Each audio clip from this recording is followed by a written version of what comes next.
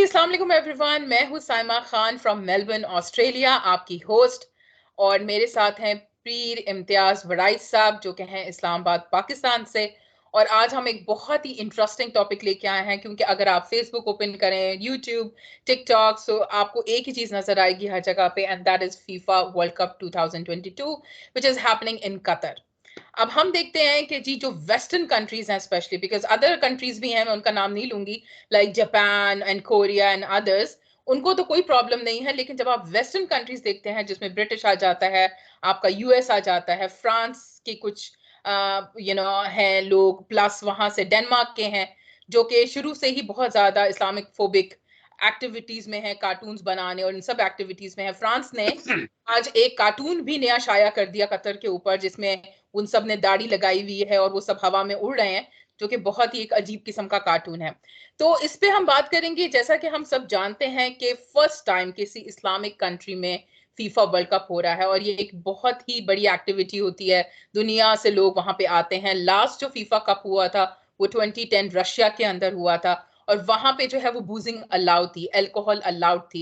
लेकिन हम ये भी जानते हैं कि अगर हम यूट्यूब पे जाएं तो वहां पे इतनी फाइट्स हुए, रात को पुलिस लोगों को पकड़ के लेके गई, हर जगह गंद फैला हुआ था, कितने इश्यूज हुए। तो बीइंग इस्लामिक कंट्री, कतर ने दो इनिशिएटिव्स लिए, जिसमें एक ये था कि स्टेडियम में, मैं स्पेसिफिकली कहूंगी कि स्टेडियम में अल्कोहल अलाउड नहीं। प्लस सेकंड जो उन्होंने एक चीज कंट्री के अंदर जो रूल निकाला वो एलजीबीटी के ऊपर था, बिकॉज इस्लामिक कंट्रीज इस चीज को एक्सेप्ट नहीं करती हैं, और उन्होंने वन लव का जो रेनबो बैंड है उसको पहनने से मना कर दिया। उसके बावजूद हम देखते हैं कि जी बहुत सारे लोग, स्पेशली यूएस से, वो बैंड पहन के आए, उनको रोका गया स्टेडियम के अंदर, उनकी कैप्स उतरवाई गई, उनको टी शर्ट चेंज करने को कहा गया। तो ये सारी चीजें हुई, और इसके ऊपर जो है वो पूरा मीडिया, पूरा वेस्ट जो है वो उस पर बातें कर रहा है। यानी आज तो मैं हैरान हो गई कि एक मीडियन औरत ने, मतलब एक मीडिया से रिलेटेड औरत ने एक टिकटॉक के ऊपर वीडियो चढ़ाई, और उसके ऊपर सिक्योरिटी में, जहां औरतें आपको चेक कर रही होती हैं एंट्री पे, वहां खड़े होके वो कह रही हैं कि यहाँ तो सिर्फ एक औरतें हैं, ये बाइस्ड हैं, और सिर्फ औरतों को, इन्होंने औरतों को चेक करने के लिए रखा हुआ है, और I don't feel special around here. यानी कि उनको एक औरतों से those who are just padding her down to check security, उसके ऊपर भी उनको एतराज हो रहा था। यानी कि वो सही चीजों में भी गलत चीजें निकालने की कोशिश कर रहे हैं, सिर्फ कतर को बदनाम करने के लिए। इस पे आप क्या कहेंगे? ये जो देखें, पहले तो इम्तियाज साहब, हमारे एज एन इंडिविजुअल हम लोग सारे विक्टिम बनते हैं बाइसनेस का, रेसिज्म का, डिफरेंट वेस्टर्न कंट्रीज में, even in Australia, because Australia भी कहा जाता है कि जी एक तरीके से काफी ज्यादा हाई है when it comes to business, racism etcetera. तो वहां पे इस तरह माहौल में हम तो इस चीज को फेस कर रहे हैं, लेकिन अब एक कंट्री पूरी फेस कर रही है इस इशू को, जो कि पूरी दुनिया देख रही है। तो इसके ऊपर आप क्या बात कहेंगे कि व्हाट इज हैपनिंग, ये क्या हो रहा है, मतलब क्यों? बिस्मिल्लाहिर्रहमानिर्रहीम। अस्सलाम वालेकुम। आपका साहिबा बहुत शुक्रिया, इस इम्पोर्टेंट टॉपिक के ऊपर आपने मुझे इनवाइट किया है। देखिए, बात बड़ी सिंपल है कि आपको पता है कि डेनमार्क के अंदर या दीगर ममालिक के अंदर अक्सर नबी पाक हज़रत मोहम्मद सल्लल्लाहु अलैहि वसल्लम के कार्टून या ऐसा कोई चीज़ें बनाई जाती हैं जिससे मुसलमान जो हैं उनकी दिल आज़ारी होती है। बिल्कुल। अब इंटरेस्टिंगली आप देखें कि हज़रत ईसा अलैहिस्सलाम जो हैं, जो जिनको क्रिश्चियन जो है वो ज़ाहिर मानते हैं, तो हम भी उनको नबी मानते हैं, हम उनका एहतराम उसी तरह करते हैं। हम मुसलमान हो ही नहीं सकते जब तक हम हज़रत ईसा के ऊपर भी ईमान ना लाएं, बिल्कुल। हम जब तक बाइबल पे ईमान ना लाएं। बिल्कुल। ठीक है, तो हम मुसलमान हो ही नहीं सकते। हमारे लिए लाजमी है कि तमाम जो किताबें और आखिरी किताब कुरान मजीद जो कि आखिरी टेक्स्ट है और अपडेटेड टेक्स्ट है, ठीक है ना, और तमाम अंबिया कराम जो पहले हुए, रसूल हुए, तो इसलिए सख्ती से कहा जाता है कि आप, लोग कहते हैं 1,25,000, लोग उलमा कराम कहते हैं ये कहना चाहिए कम बेश 1,25,000, कहीं ऐसा ना कोई नबी रह जाए, ठीक है ना, एग्जैक्ट फिगर नहीं बोलना चाहिए। तो हमारे लिए वो भी उस तरह है। अब तासुब है, मेन चीज ये है कि मैं समझता हूँ जो डॉक्टर जाकिर नायक वहां पे पहुंच गए हैं और जिसकी वजह से वहां पे मुसलमान हुए काफी सारे लोग, एक इशू ये भी है। आप देखिए कि अमेरिका के अंदर चले जाएं, आप ऑस्ट्रेलिया में बैठे हैं, ठीक है ना, वहां भी आप देखते होंगे, और दीगर जो ममालिक हैं यूरोप के, वहां पे इस्लाम बड़ी तेजी के साथ फैल रहा है, और वो तलवार के जोर पे या बंदूक की नोक पे नहीं फैल रहा। बिल्कुल। लोग कन्विंस हो रहे हैं ना, लोग कन्विंस हो रहे हैं बिल्कुल लॉजिक के पेनिट्रेटिंग साथ। करते हैं। जब जब कुरान मजीद को वो स्टडी करते हैं और उसके बाद चूंकि कुरान मजीद को स्टडी करें, अहादीस को स्टडी करें, तो वहां पे मॉडरेशन की बात है, ठीक है ना। अब रहा सवाल कि कतर जो है एक इस्लामिक मुल्क है, ठीक है।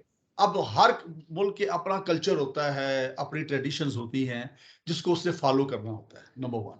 नंबर टू ये भी है कि जनरली आप देखें कि पब्लिक प्लेसेस के अंदर यूरोप में भी कुछ एरियाज ऐसे होते हैं जहां पे ड्रिंक करने की इजाजत नहीं होती, बिल्कुल, ठीक है ना। और कई मैंने देखा, क्योंकि मैं खुद काफी यूरोप फिरा हूँ, ऑलमोस्ट मेरा 18-20 कंट्रीज फिरा हूँ, तो वहां पे मैंने कई लोग ऐसे भी देखे हैं कि जो वहां भी ड्रिंक को पसंद नहीं करते, कुछ लोग मैंने ऐसे भी देखे हैं। ऐसी मुझे खातीन मिली हैं जिन्होंने कभी ड्रिंक नहीं की और ना ही करती हैं। बिल्कुल, इसी तरह पोर्क नहीं खाते, कई मैंने देखे पोर्क नहीं खाते, बिल्कुल, क्रिश्चियन, बिल्कुल, ठीक है ना। तो मेरा मकसद कहने का है कि उन्होंने मना किया था कि ग्राउंड के अंदर या स्टेडियम के अंदर आप ड्रिंक नहीं करेंगे। ऑब्जेक्टिव क्या है कि हुल्लड़बाजी ना हो जाए, बिल्कुल। क्योंकि ड्रिंक के बारे में यह है कि बाज का तो कई कुछ लोग जो है अनकॉन्शियस हो जाते हैं, हाँ आपको वो पता नहीं वो आउट चलता। हो जाते हैं ना, प्लस आउट हो वहां पे जाते आप हैं। देखें ना, वहां पे कतरी औरतें भी हैं, औरतें जो है हर तरह के नकाब लोग में हैं भी ना, हैं, पूरी दुनिया से हर आए हुए तरफ हैं। से औरतें हैं, और अगर इस तरह का आप कोई मिसबिहेव करते हैं तो वो संभालना बाद में बहुत मुश्किल हो जाता है। बिल्कुल।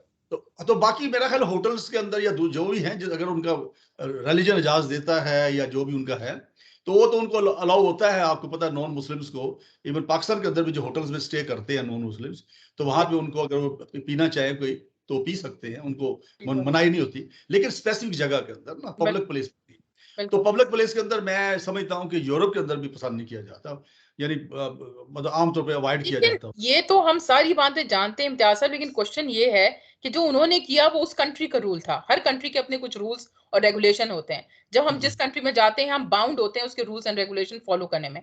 अगर वो हमें सूट नहीं करते तो हम वहां ट्रेवल ही नहीं करते, ठीक है ना। ये एक नॉर्मल सी बात है, हर कंट्री है।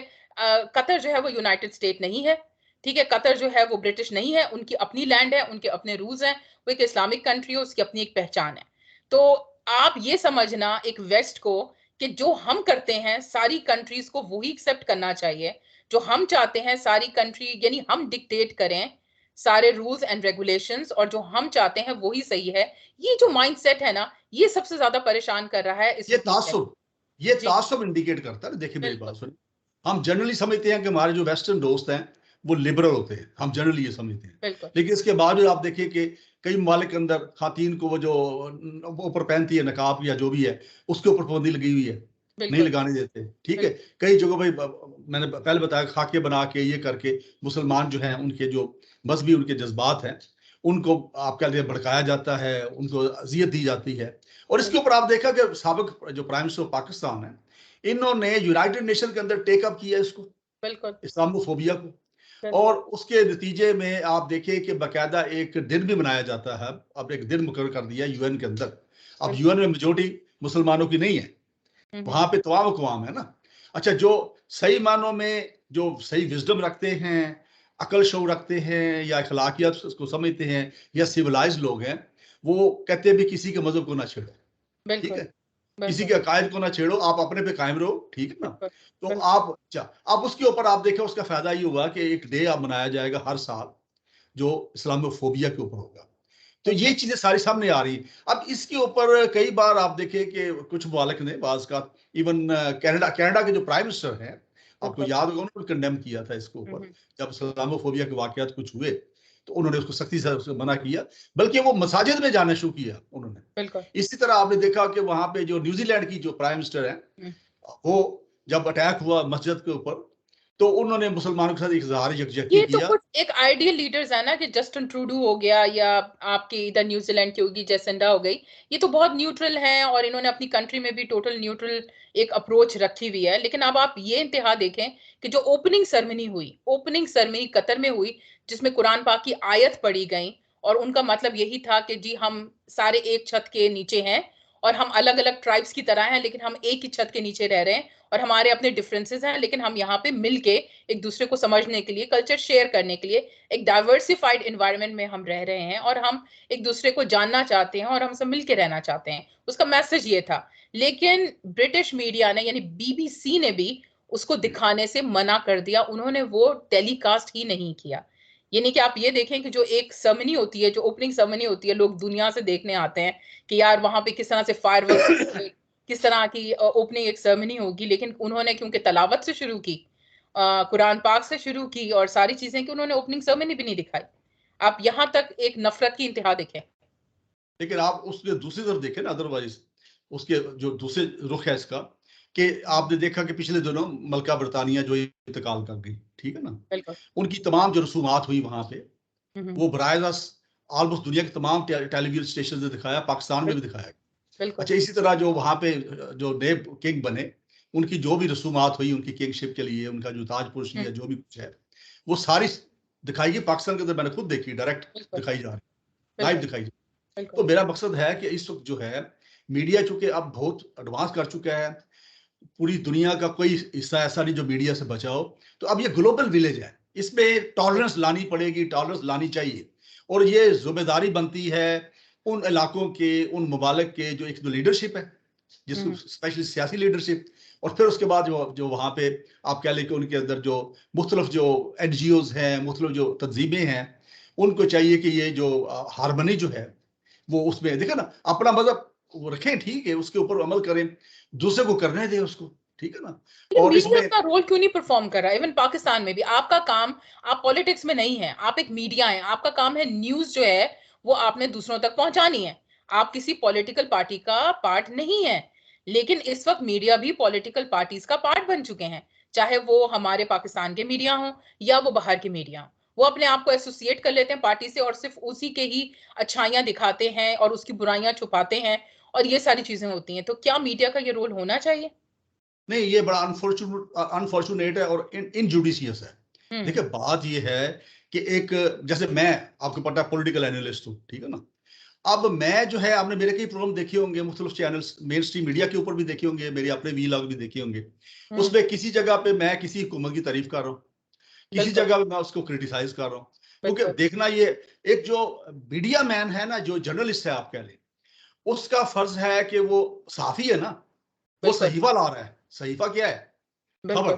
ठीक है ना। अब वो बिल्कुल। जो भी समझता है उसके ऊपर अगर अपना एनालिसिस देता है, वो न्यूट्रल होना चाहिए। अब आपकी बात दुरुस्त है कि जब हम अपने कई कोलीग्स को देखते हैं तो हमें पता होता है किसने क्या बोलना है, बिल्कुल। ठीक है ना। तो ये नहीं होना चाहिए पता, यानी जो अच्छा साहबी है, अच्छा एनालिस्ट है, अच्छा एंकर है, उसका जब वो बैठे प्रोग्राम में, तो ये पता नहीं लगना चाहिए कि अब क्या कहेगा आज, हाँ, बाइस्ड नहीं है, मतलब बायस बाइस्ड नहीं होना चाहिए। है। तो बिल्कुल। आप ये बड़ा, इसकी मैं कहता हूँ ग्रूमिंग की भी जरूरत है इसके अंदर, चूंकि मीडिया बड़ा एकदम एक्सपैंड हुआ है। ये एटम बम फटा ना, इतने चैनल्स खुल गए, सैकड़ों बिल्कुल। चैनल खुल गए। अब बिल्कुल। उसके अंदर हर तरह के लोग आ गए। वो बिल्कुल। लोग भी आ गए जो शायद अभी तजर्बाकार इतने नहीं थे, बिल्कुल। जिनको अभी मजीद ग्रूमिंग की जरूरत थी, ठीक है जिनके ना। पास एजुकेशन भी नहीं थी ना। पहले आपको पता है, पहले जो लोग आए थे, वो तो कई कई साल मार खा के रिपोर्टिंग करते हुए सड़कों पे और जहाँ फील्ड पे वो आके बैठे, तो उनके अंदर तो एक अपनी दुनिया देखी ना, उन्होंने अप्स एंड डाउन देखे हैं सारे। तो वो तो प्रोफेशनली काम कर रहे हैं, 2 4 5 6 जो भी बड़े बड़े आपने देखा पुराने बैठे हैं, ठीक है ना। वो अब मैंने देखा कि आमतौर पे वो दोनों रुख को बयान करते हैं और उसके बाद फिर अपना एनालिसिस देते हैं। अब ये जो लोग हैं, ये चूंकि जरूरत थी, सब चैनल इतने खुल गए, उन्होंने पकड़ पकड़ के उन्होंने बैठा दिया, एंकर बना दिया, एनालिस्ट बना दिया। अब वो जो है, वो अभी उनकी उतनी ग्रूमिंग नहीं हुई, और वो खुद भी जो है, मैं समझता कि ब्लॉक का हिस्सा बनते जा रहे हैं, बिल्कुल। बिल्कुल। लॉबीज का हिस्सा बनते हैं, जो नहीं होना चाहिए। नहीं होना एक चाहिए। एक एक एक एक मीडिया मैन जो है, एक जर्नलिस्ट जो है, वो न्यूट्रल है, वो किसी के साथ एसोसिएटेड नहीं है। तो बिल्कुल, ये उसका एक काम है खबर अनफॉर्चुनेट। पहुंचाना, सच्ची बात लोगों तक पहुंचाना और अपनी एनालिसिस दे देना कि इस सिनेरियो से क्या एनालिसिस निकलती है। मैं गुजारिश करूँ, यहाँ तो फ्यूचर भी प्रिडिक्ट करते हैं, नहीं नहीं, मैं यहाँ पे बताता ये हूँ भी ना बताते हैं कि जी क्या होने वाला है। भाई। वो कहते हैं, एक रिपोर्ट राइटिंग के ऊपर हमें बताया जाता था, जो हमारे उस्ताद बताते थे, कि should be answered by 5 Ws, okay. Where, when, who, what. Which, या। वगैरह वगैरह, व्हाट। ये इसका जवाब होना चाहिए। फिर उसका आप खुद एक एनालिसिस करें। मतलब मेरे पास एक खबर आती है, व्हाट्सएप पे खबर आ गई किसी तरफ से, मेरा फर्ज बनता है कि मैं थोड़ा एनालाइज करूं उसको ना। इसको कहते हैं कि अपना देखना, एक होता है कोई भी खबर आए, उसके ऊपर थोड़ा सा आप देखें कि क्या इसका रैशनल बनता है, वाकई ये खबर हो सकती है। अच्छा, यहाँ पे जो ऐसे आम लोग जो है बेदरेग उसको फॉरवर्ड कर देते हैं। बिल्कुल। इससे मीडिया के लोग भी अपने जो मुख्तलिफ मीडिया के हमारे ग्रुप्स बने हैं उसके अंदर शेयर कर देते हैं, वहां से फिर चैनल्स पे आ तो जाता है, लोग नीचे टिकर चलना बीबीसी शुरू हो से जाता इम्तियाज साहब एक्सपेक्ट नहीं कर रहे थे और उनके अपने लोगों ने उनको बहुत ज्यादा क्रिटिसाइज किया। तो अब हम वापस वर्ल्ड कप की तरफ आते हैं और हम ये बात करते हैं कि जो पहला वर्ल्ड कप हुआ रशिया के अंदर 2010 में, उसमें जो पैसा लगाया गया था वर्ल्ड कप पे, उससे 16 टाइम्स ज्यादा कतर ने इन्वेस्टमेंट किया है, $220 बिलियन। यानी इसमें से अगर थोड़े से बिलियन डॉलर मिल जाते तो पाकिस्तान खसारे से बाहर आ जाता। इतनी बड़ी अमाउंट, $220 बिलियन। उन्होंने 8 नए स्टेडियम्स बनाए हैं, जिस तरह से उन्होंने 7,000 जो है वो कंटेनर्स में लोगों के घर बनाए हैं, जिस तरह से उन्होंने अपने मुल्क को सजाया है, चीजें अरेंज की हैं, उन्होंने इतनी बड़ी इन्वेस्टमेंट की है सिर्फ एक इस्लामिक कंट्री को प्रमोट करने के लिए। और ये सिर्फ उन्होंने एक इस्लामिक कंट्री को प्रमोट नहीं किया, लेकिन उन्होंने इस्लाम को प्रमोट करने के लिए सारे उलमाओं को वहां पे इनवाइट किया, और वहां पे उन्होंने तबलीग का काम भी रखा। जो इस्लाम को जानना चाहता है, उन्होंने उसका भी पूरा अरेंजमेंट करवाया कि आप जाकर सुन सकते हैं कि इस्लाम क्या है। ठीक है, उन्होंने इस्लाम को भी प्रमोट करने के लिए वहां पे बहुत बड़ी इन्वेस्टमेंट की। अपनी मस्जिदों के अंदर उन्होंने पूरी इस्लामिक हिस्ट्री लगवाई, ताकि कोई विजिट करे तो उसको पता चले कि इस्लाम का क्या है। इतनी बड़ी इन्वेस्टमेंट शायद कोई भी और कंट्री नहीं कर पाती जो कि कतर ने की। यानी कि जो आप देखते हैं टीवी पे, वो चीजें आपको कोई वेस्टर्न कंट्री नहीं प्रोवाइड कर सकती। यानी कि आप पहली दफा मैच में जाएं और आपको गुडी बैग्स मिले, वो भी इतनी महंगी अंदर चीजें हो, एक एक बंदे को इतना सब कुछ दिया जा रहा हो, इतनी हॉस्पिटैलिटी हो, वो कोई और कंट्री नहीं प्रोवाइड कर सकती। तो क्या ये जेलसी भी हो सकती है, ये जानते हुए कि कतर ने 40 बिलियन पाउंड लंदन में पिछले क्वार्टर में इन्वेस्ट किए हैं। उनका हीथ्रो एयरपोर्ट के अंदर भी इनका शेयर आ चुका है, उनके ब्रिटिश एयरवे में भी कतर का शेयर आ चुका है, बड़ी बड़ी कंपनीज के अंदर कतर की इन्वेस्टमेंट्स हैं। और उनको ये भी पता है कि गैस का सबसे बड़ा प्रोवाइडर कतर है। तो आगे जाके आपको पता है कि लंदन में कितना गैस का क्राइसिस आने वाला है, क्योंकि उनको यूरोप से गैस नहीं मिल रही, उन्होंने गैस खरीदनी है। वो कह रहे हैं कि इस साल लंदन में ब्लैक आउट होगा, यानी कि ये सिचुएशन आ चुकी है। इस सिचुएशन में जाके भी वो इस तरह की हरकतें कर रहे हैं उस कंट्री के लिए जहां पे जिसने इतनी बड़ी इन्वेस्टमेंट जो है वो उस कंट्री में की है, और ये सब कुछ हो रहा है। तो ये मुझे कुछ समझ नहीं आ रहा कि क्या है, मतलब ये क्यों है। मतलब बंदा देखता है कि आप कहाँ खड़े हुए हैं, दूसरी कंट्री के आपके साथ रिलेशनशिप कैसे हैं, और फिर आप आगे आके बात करते हैं। लेकिन कोई ये चीज नहीं, ये सब चीजें उन्होंने पीछे छोड़ दी हैं, और इस वक्त वो बिल्कुल कतर के अगेंस्ट उसका नेगेटिव पोर्ट्रे करने में लगे हुए हैं सारी मीडिया। अच्छा, इस पे सवाल का जवाब देने से पहले मैं एक जुमला पिछले सवाल के एंगल से बोलूंगा कि एक जो सहाफी है उसके लिए जरूरी है कि 3 मराहल से खबर को गुजारता है। कलेक्शन, दूसरा आता है स्टेज कोलेजन, फिर डिसएमिनेशन होता है। ठीक है ना, पहले खबर आई, फिर कोलेजन किया उसका, यानी एनालाइज किया उसको, उसकी वेरीफाई किया उसको ना, फिर उसके बाद डिसएमिनेट किया, यानी फिर आगे शेयर किया। ये साथियों के लिए करेगा। अब रहा सवाल आपका, देखिए बात ये है कि तासुब जो है ये नेशनैलिटीज के अंदर, मुख्तलिफ दुनिया के अंदर, ये अगर हिस्ट्री उठा के देख ले तो ये तासुब तो रहा ही है हमेशा ही।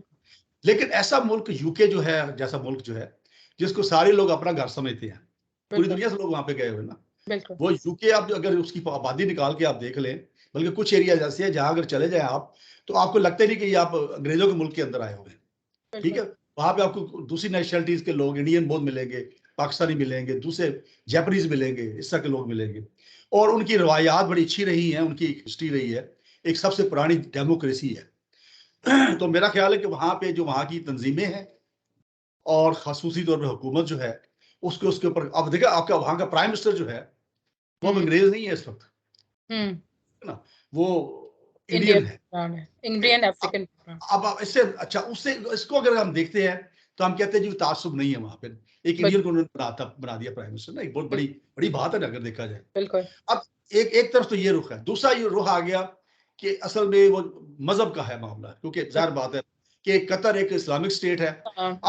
अब जो यूके की जो इकानमी है, इवन अमेरिका की इकानमी मैं कहूंगा, वो खड़ी है इन अरब कंट्रीज के ऊपर। बिल्कुल, इनके वहां अकाउंट्स हैं, इनकी वहां इन्वेस्टमेंट्स हैं, और उसके ऊपर वो खड़ी है। और फिर इसके साथ यूके की इकानमी के अंदर आप देखें कि कंट्रीब्यूटर है दुनिया के तमाम वाले के लोग, जो वहां जाके प्रोफेशनल काम कर रहे हैं, ट्रेड कर रहे हैं, बिजनेस कर रहे हैं, हर तबके के अंदर। आप ऑस्ट्रेलिया में बैठे हैं, आप देखते हो कि वहां पे हर तबके के लोग आए हुए हैं, पूरी दुनिया से आए हुए, और दे आर कंट्रीब्यूटिंग। कोई अपनी स्किल कंट्रीब्यूट कर रहा है, कोई अपना इन्वेस्टमेंट कंट्रीब्यूट कर रहा है, कोई कुछ ना कुछ कर रहा है।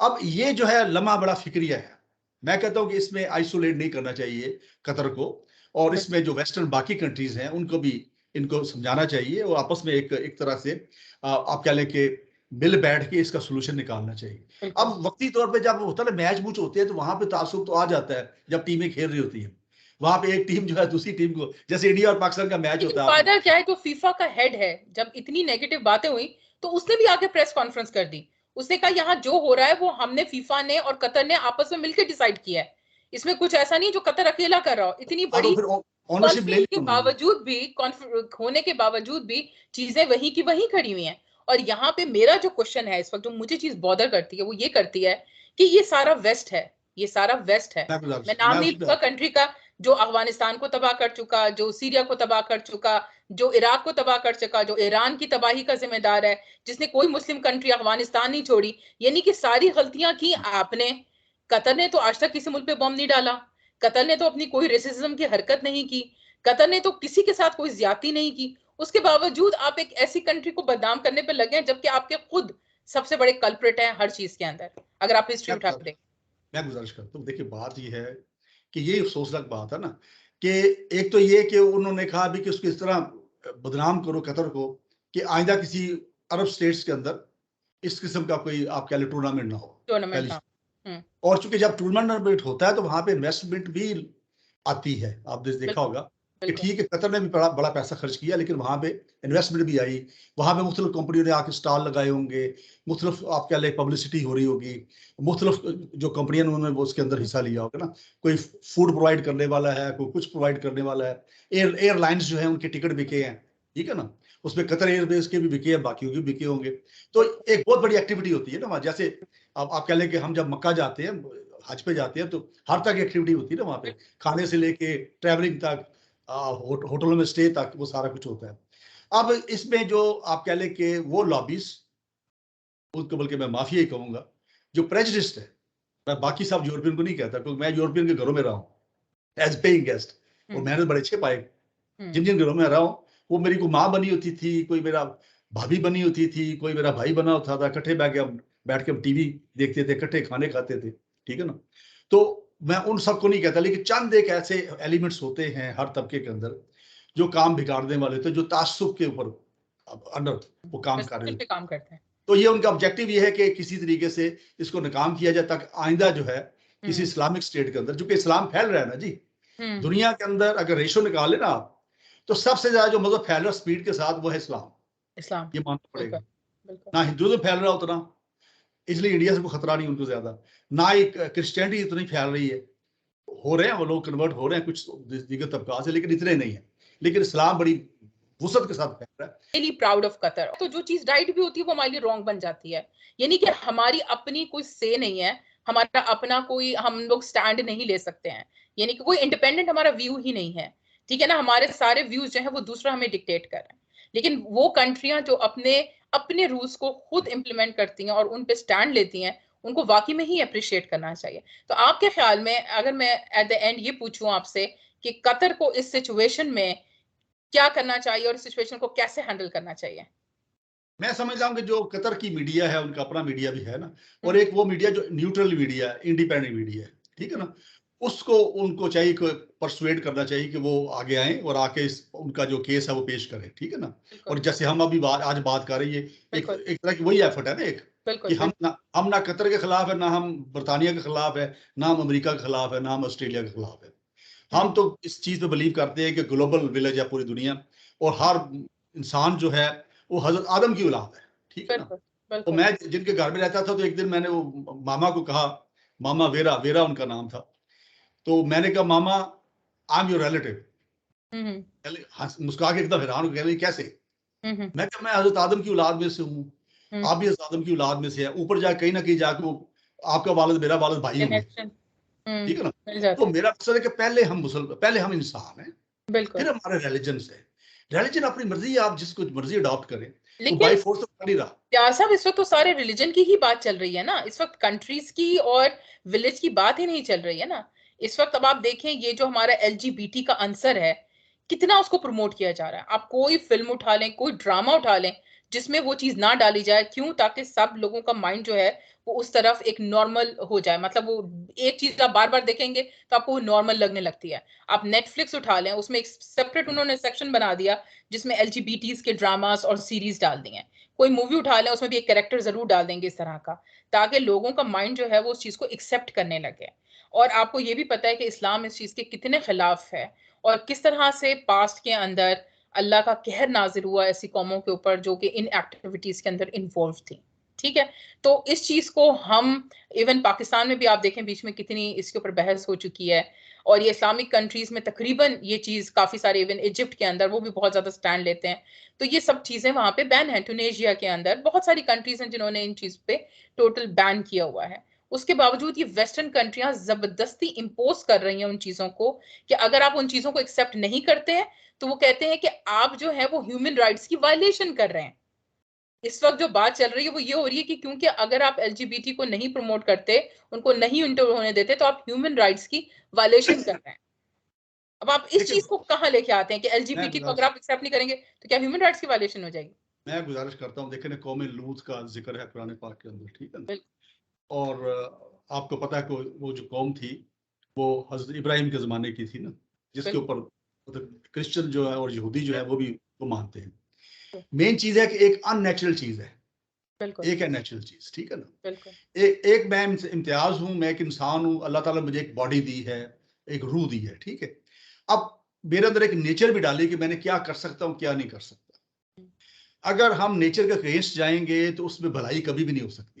यानी बिल्कुल खाना अगर हमने मुंह से ही है, हम्म अगर कान से खाने की कोशिश करेंगे तो नहीं खा सकेंगे, हम्म ठीक है ना। इस तरह हमने अगर सूंघना है तो नाक से सूंघना है। बिल्कुल अगर कल कला को हम कोशिश करेंगे कान से सूंघना शुरू कर दें, तो ये इसी तरह ही है। हाँ ये जो बिल्कुल आप कह रहे हैं ना, ये इसी तरह ही है कि आप एक ऐसा अननेचुरल जो वे है जिससे क्या होगा, पूरी सोसाइटी मुतासर होगी। आप मुतासर हो। देखिए कि इसके अंदर अगर इसको अगर अगर इसको तकवीयत दी जाए तो क्या होगा। हजरत लूत के जमाने में क्या हो गया था कि औरतों से हट के लोग मर्दों की तरफ लग मर्दों गए, की तरफ चले गए बिल्कुल। ठीक है। अच्छा, अब ये जो जो शादी है बेसिकली इंस्टीट्यूशन जो है, ये अय्याशी का इंस्टीट्यूशन नहीं है। हम्म ये है आगे आपने फैमिली नस्ल को बनानी है, बढ़ाने, नस्ल आपने बढ़ाने। नस्ल बनानी है। हम्म यानी हजरत आदम और हजरत हवा जो थी बनाई गई, तो इसलिए बनाई गई कि आगे औलाद चले और एक बिल्कुल सिलसिला चले, दुनिया बिल्कुल चले आगे। अगर ये मर्द मर्द औरत तक अपना शुरू कर देंगे रिलेशनशिप, तो उससे क्या होगा, उससे फिर आपकी जो है आगे नस्ल जो है वो फिर कैसी, अगर कोई पैदा हो भी गई तो कैसी होगी, आप अंदाजा कर सकते हैं। बिल्कुल तो ये बिल्कुल अननेचुरल वे जो है, इसको जो है हमारा दीन जो है, और बल्कि दूसरे दीन भी, आप हिंदुइज्म उठा लें, आप यहूदियत उठा लें, आप क्रिश्चियनिटी को उठा लें, आप बुद्धिज्म उठा लें, कोई मुल्क उठा कोई कोई अपना दीन उठा लें, कोई दीन इसको सपोर्ट नहीं करता अननेचुरल चीज को, ठीक है। तो इस लिहाज से मैं ये समझता हूं कि ये जो चंद एक अनासर जो खुद भी उस पर इन्वॉल्व हैं एक्चुअली, और वो आप कह लें कि ऐसी पोजीशन पे बैठे हैं जो इन्फ्लुएंशियल पोजीशन हैं, तो उनको ओवरकम करने के लिए जो हमारी सिविलाइज सोसाइटी है, चाहे वो यूरोप के लोग हैं, चाहे वो पाकिस्तान के लोग हैं, चाहे वो अरब ममालिक में हैं, उनको आगे आना चाहिए। और ये जो जलगार है, इस जलगार को रोकने के लिए उनको मीडिया का भी ज़रिया इस्तेमाल करना चाहिए, और भी जो जो रिसोर्सेज हैं या सोर्सेज हैं उनको यूटिलाइज करना चाहिए, ताकि जो नई जनरेशन है उसको इसके अंदर अट्रैक्शन ना महसूस हो जाए। अगर नई नस्ल हमने खराब कर ली तो फिर आगे नस्लें खराब हो जाएंगी, ठीक लेकिन है ना। बात तो यही है ना इम्तियाज साहब कि जो रिलीजन है आपका, वो बाउंड्री क्रिएट करता है, वो लिमिट्स क्रिएट करता है आपके लिए। वो बताता है कि आपका ज़ाब्ते हयात कैसा होना चाहिए, किस तरह से आपका वे ऑफ लिविंग क्या होना चाहिए। अगर आप फॉर एग्जाम्पल इन सब चीजों में इंडल्ज हो जाते हैं, अब वेस्ट का क्या है, वो हर चीज जिनके ऊपर आती है वो कहते हैं हाँ जी ये तो करनी चाहिए, हाँ जी हमें तो आजादी लोगों को देनी चाहिए बोलने की, हाँ जी हमें रहने की आजादी, हाँ जी हमें ड्रेसिंग की आजादी देनी चाहिए। यानी उन्होंने हर चीज को ओके कर दिया, यानी उनके लिए हर चीज ओके है इस वक्त। ठीक है ना, उनके उनके वहां पे कोई बाउंड्री नहीं है, कोई लिमिट नहीं रह गई इस वक्त, किसी चीज की कोई लिमिट नहीं रह गई। ठीक है ना। तो यानी कि पहले एक होता था कि वो प्राइम मिनिस्टर को कभी जूते लगते तो वो तो जूते खाता, और अब वहां पे उसने प्राइम मिनिस्टर को जूता मार दिया तो उसको वार्निंग देके छोड़ दिया। तो बात यह है कि इस वक्त हर चीज ओके है। तो जहां पे हर चीज ओके हो जाती है, तो वहां तो हर बंदा उसका फायदा उठा के चीजों को गलत तरीके से उसका मिस यूज करना शुरू कर देता है। मैं गुजारिश करता हूँ, देखिए जो ये तो है पाकिस्तान के अंदर भी एक प्रॉब्लम है ना, मेरा जिस्म मेरी मर्जी, ये बिल्कुल क्या है, ये भी बिल्कुल वही चीज है ना, कि बिल्कुल। मेरी जो मर्जी मैं करूं, मेरा जिस्म है। हालांकि तो आपका ये जिस्म इस्लाम है से ही नहीं, दूरी नहीं है। अगर आपने कुरान पढ़ा होता तो आप कहते ये मेरा जिस्म आपका है, जिस्म है ही अल्लाह नहीं है ने। ना, हाँ आपका जिस्म है ही नहीं, ये मेरा जिस्म नहीं है। हम्म ये मैं हाथ हिला रहा हूं, मैं नहीं हिला रहा, हमारी तो कोई भी चीज इस दुनिया में अपनी हमारी नहीं। कुछ भी नहीं है ना, तो मेरा जिस्म मेरी मर्जी कैसे हो सकता है। और फिर हमारा जो जिस्म है, हमारी जो रूह है, उसके लिए दीन हमें मिला है ना, कि हमने कैसे गुजारना है अपनी लाइफ, अपने जिस्म को हमने कहाँ तक कैसे इस्तेमाल करना है, पॉजिटिव साइड, ठीक है। और नेगेटिव में जाएंगे तो गुनाह होगा, उसकी सजा है, जजा है। और यहाँ पर भी कई बार कहर नाज़िल होता है लोगों के ऊपर। आप अक़वाम को देख लें, मुख्तलिफ अक़वाम को माजी के अंदर, हिस्ट्री के अंदर उठा के देख लें कि लोगों के ऊपर अल्लाह का कहर नाज़िल हुआ। ये पुराने आप देखें खंडरात मिल रहे हैं ना, मोहनजोदाड़ो है, ठीक है, हड़प्पा है। अब मुझे बताएं कि वो नीचे कैसे दब गए, कैसे दब गए? बिल्कुल ये अज़ाब आया ना अल्लाह का, अल्लाह ने पलटा दिया उनको ना, उल्टा दिया वहां पे। आप देखिए सेवन शरीफ के पास भी, वहां भी ऐसे हैं आसार, और दुनिया के बाकी ममालिक के अंदर भी हैं।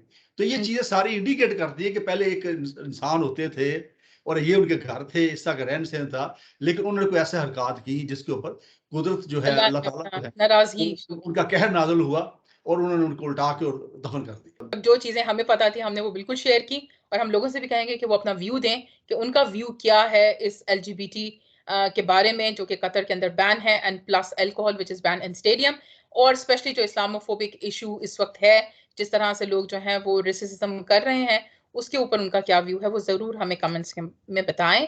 और जैसे मैं हमेशा कहती हूँ, कोई नया टॉपिक हो जिस पे वो चाहते हो कि हम बात करें, तो हमसे जरूर शेयर करें कमेंट्स के अंदर। आप हमारे जो व्यूअर्स हैं उन्होंने देखा होगा हमने बिल्कुल इम्पार्शियल न्यूट्रल होकर बात की है इसके अंदर। इसके अंदर हमारे, आप देखा कि हम दोनों मुसलमान हैं चूंकि, तो उसमें आपको इस्लाम का तासुब कहीं नजर नहीं आया। हमने सबकी बात की है और हमने कॉमनैलिटी, हमने कॉमन ग्राउंड्स जो है ना, देखे सबसे पहली चीज है कि हमने कॉमनैलिटीज दरियाफ्त कर दी है जिसमें आप इकट्ठे हो। बाकी रह गया मजहब का मामला, अकीदे का मामला, वो जिसको जो पसंद है, जिससे वो कन्विंस्ड है, वो उसको एम्ब्रेस कर सकता है, उसको उस मजहब को अडॉप्ट कर सकता है, और लोग करते भी हैं, ठीक है ना। तो मैं ये समझता हूँ कि बीइंग सिविलाइज्ड नेशन, अब हम 2022 के अंदर बैठे हैं। ये कोई स्टोन एज नहीं है। अकल, शऊर, विजडम इतना डेवलप हो चुका है कि हमें उसको इस्तेमाल करना चाहिए, और जो रैशनल चीजें हैं उसके ऊपर हमें चलना चाहिए। बिल्कुल। पहले इनफॉर्मल डिस्कशन कर रहे थे कि जो हमारे आर्मी चीफ हैं वो माशाल्लाह से जो है वो कुरान पाक के हाफिज हैं, बहुत ही अच्छी बात है। होपफुली कि ये जो तकर्री हुई है वो हमारे लिए, सबके लिए बहुत ज़्यादा बेहतर हो, और हम अब बेहतरी देखें अपनी कंट्री के अंदर। और मैं यहाँ पे एक चीज़ और ऐड करूँगी कि प्लीज़ मुल्क अपने लिए बाउंड्री सेट करे ना करे, कुछ ना हो, आप ज़रूर कुरान पढ़ें और आप देखें कि आपकी बाउंड्री क्या है, क्योंकि अल्टीमेटली हम सब ने अपनी कब्र में जाना है। हमने मुल्क का जवाबदेह नहीं होना, हमने रिश्तेदारों का जवाबदेह नहीं होना, अपने बहन भाइयों का जवाबदेह नहीं होना। तो आप खुद पढ़ें कि क्या सही है क्या नहीं है, अपनी लिमिट्स, अपनी बाउंड्री खुद क्रिएट करें, और देखें कि आप अपनी कब्र को और अपनी आखिरत को कैसे संवार सकते हैं। पाकिस्तान की हिस्ट्री में पहले चीफ आर्मी स्टाफ है जो हाफिज कुरान है, और हिफज इन्होंने किया आके कोई at the age of 30s के अंदर इन्होंने आके हिफज, माशाल्लाह, जो पता चला हमें वो किया। हालांकि होता ना बचपन में कर लिया, बिल्कुल, लेकिन जो इस एज पे आके इन्होंने किया, जब मेरा ख्याल उस वक्त ये मेजर या कर्नल थे उस वक्त, ठीक है ना। अब इस एज पे जब बंदा कोई काम करता है तो बड़ा कन्विंस होकर करता है, कन्विंस होकर करता है। और इनकी चूंकि फैमिली जो मजहबी फैमिली है, इनके वालिद साहब जो हैं वो प्रिंसिपल रहे हैं, और एक यहाँ पे कॉलेज है रावलपिंडी के अंदर, लाल कुर्ती के इलाके के अंदर, वहाँ पे उसके प्रिंसिपल रहे हैं, और माशाल्लाह वो उनकी दाढ़ी है, सारा कुछ है। इनके दूसरे भाई भी कुछ पता चला कि दो भाई शायद और भी है, वो भी हाफिज कुरान है माशाल्लाह। तो मैं ये समझता हूँ बड़ा ये खुश आइंद है हमारे लिए। दो चीजें हुई, एक तो सीनियरिटी को मुकद्दम रखा गया, बिल्कुल, क्योंकि सीनियरिटी में नंबर 1 थे ये, बिल्कुल। तो एक तो ये चीज अच्छी हो गई। दूसरा ये हुआ कि एक ऐसा शख्स आया है जो हाफिज कुरान है, तो जाहिर बात है कि वो जब भी अपने जिंदगी के फैसले, रोजमर्रा के जो प्रोफेशनल फैसले हैं, जब भी वो करेंगे तो उसके अंदर उनकी रिफ्लेक्शन आएगी। बिल्कुल। तो मैं कहता हूँ ये हमारे लिए, पाकिस्तान के लिए एक बड़ा अच्छा साइन है, बहुत खुशाइंद है। अल्लाह ताला इनको कामयाब करे। आमीन। पाकिस्तान जिंदाबाद। और हम देखना चाहते हैं कि पाकिस्तान जल्दी अच्छा हो, वैसे ही बने जैसे कतर है, बाकी कंट्रीज हैं जहाँ पे लोग जाना चाहते हैं, रहना चाहते हैं, और हमारे मुल्क भी लोग आए और तड़पें कि भाई हमने पाकिस्तान में जाना है और वहाँ पे काम करना है, हमें उसकी इमिग्रेशन चाहिए। हम भी वो दिन देखना चाहते हैं। Thank you very much Imtiaz साहब। फिर इंशाल्लाह हम मिलते हैं नए टॉपिक के साथ। सबको हमारा सलाम, अपना बहुत ख्याल रखिएगा। अल्लाह हाफिज।